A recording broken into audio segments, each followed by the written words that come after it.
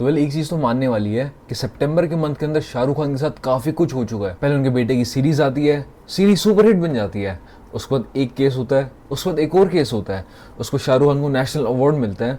And अब news आया कि Shahrukh Khan is now a billionaire. And इस चीज के बारे में बात करना इंपॉर्टेंट है बिकॉज हमारा favourite superstar is now a billionaire. अब नेटवर्क इतनी मैटर नहीं करती, बट जो चीज मैटर करती है वो ये है कि हम इससे क्या सीख सकते हैं। एंड वेल सितंबर के मंथ में शाहरुख खान के साथ जो कुछ भी हुआ उससे हम 2 चीजें सीख सकते हैं। तो पहली तो है अबाउट जब शाहरुख खान को नेशनल अवार्ड मिला। एंड हर कोई इस चीज के बारे में बात करता है कि शाहरुख खान ने अपने पूरे 30 ईयर्स के करियर के अंदर कितनी सारी आइकॉनिक फिल्म्स दी हैं, कितने सारे आइकॉनिक कैरेक्टर्स दिए हैं, बट कभी भी शाहरुख खान को उन कैरेक्टर्स के लिए कभी भी नेशनल अवार्ड नहीं मिला। एंड जब उन्होंने 2023 के अंदर जवान फिल्म करी उसके लिए उन्हें नेशनल अवार्ड मिला है। तो वेल ये काफी अनफेयर है बाकी के कैरेक्टर्स के साथ। अब द थिंग इज कि जो उनके आइकॉनिक कैरेक्टर्स है उनको शायद नेशनल अवार्ड नहीं मिला हो एंड जवान जैसे कैरेक्टर को नेशनल अवार्ड मिला हो, बट इससे हम एक चीज सीख सकते हैं। एंड वो चीज ये है कि कभी कभी जब हमें लगता है कि ये हमारा बेस्ट वर्क है एंड हम एक्सपेक्ट करते हैं कि इसके लिए हमको रिवॉर्ड मिलेंगे, प्रेजेस मिलेंगी, वेल वैसा नहीं होता। एंड कभी कभी हम आउट ऑफ द ब्लू एक ऐसी चीज करते हैं जिसके करने का रीजन कुछ और ही था, बट उसके लिए हमें इतना ज्यादा प्रेज मिलता है, इतना ज्यादा हमें रिवॉर्ड्स मिलते हैं, एप्रिसिएशन मिलती है कि हम खुद सोचते हैं कि क्या पहली चीज करनी वर्थ इट थी भी। बट उसका सिर्फ एक ही आंसर है कि आपको बस हर बार आके इक्वली मेहनत करनी है। हर फिल्म के ऊपर शाहरुख खान ने मेहनत करी होगी, ये सोच के नहीं कि इसके लिए मुझे नेशनल अवार्ड मिलेगा,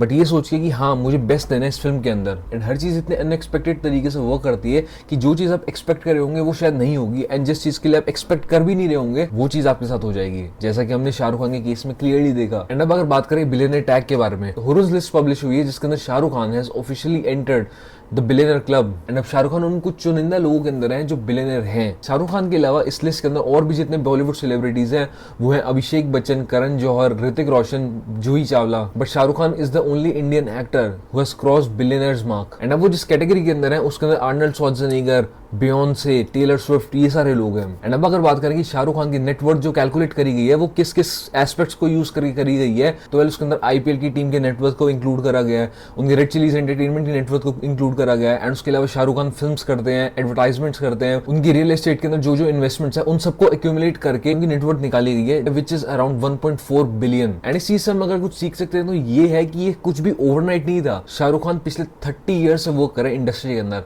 30 years of stardom and 30 years working on the top। And पहले पॉइंट एंड दूसरे पॉइंट को अगर मैं मर्ज भी कर दूं तो उसके बाद मैं यही बोलना चाहूंगा कि अगर आप एक लंबे टाइम तक उन चीजों के ऊपर काम करें जिनके लिए आप पैशनेट हैं एंड उसके साथ ही साथ हर बार अपना बेस्ट देने की कोशिश करें for a long period of time and एक स्टैंडर्ड अपने आप के लिए मेंटेन करके रखे अपने काम के स्टैंडर्ड को, तो आप नोटिस करेंगे over a period of time जितने भी आपको रिवॉर्ड्स मिल रहे हैं वो कंपाउंड होते रहेंगे। सी मिलियनर एंड बिलियनर के बीच में बस एक टैग का फर्क है, पैसे दोनों ही केसेस के अंदर बहुत ही ज्यादा है एंड एक इंसान जितना खर्च कर सकता है उसकी कैपेसिटी से बहुत ही ज्यादा है, तो दोनों ही चीजें अबंडेंट है। बट जो फर्क आता है वो ये आता है कि जब आप एक लंबे टाइम तक उस काम को करते हैं जिसके लिए आप पैशनेट हैं एंड अपना बेस्ट देने की कोशिश करते हैं, तो जो आपके रिवॉर्ड्स होंगे वो कंपाउंड करते रहेंगे। एंड आई फील कि दिस इज द रीजन जिसकी वजह से हमें बात करनी चाहिए कि Shahrukh Khan is now a billionaire. And हम सबको प्राउड फील करना चाहिए कि जो इंसान मुंबई आया था खाली जेब के साथ वो आज किंग ऑफ द वर्ल्ड है। एंड कुछ गिने चुने लोगों के अंदर आते हैं जो वर्ल्ड को रूल कर रहे हैं, सिर्फ पैसों पे नहीं बट दिलों पे भी। शाहरुख खान अगर बिलियनर नहीं भी होते बट स्टिल कितने सालों से हमारे दिलों के ऊपर रूल कर रहे हैं। एंड ये चीज हमें सीखनी चाहिए, मेहनत करना, अपना बेस्ट देना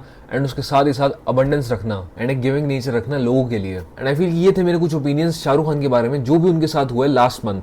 एंड नीचे कमेंट्स के अंदर आप ये जरूर लिख के बताना कि आप शाहरुख खान के बारे में क्या फील करते हैं एंड इस पूरे बिलियनर न्यूज के बारे में क्या फील करते हैं। तो आज की वीडियो के अंदर इतना ही, आपसे मिलता हूं कल। सी यू एवरीवन,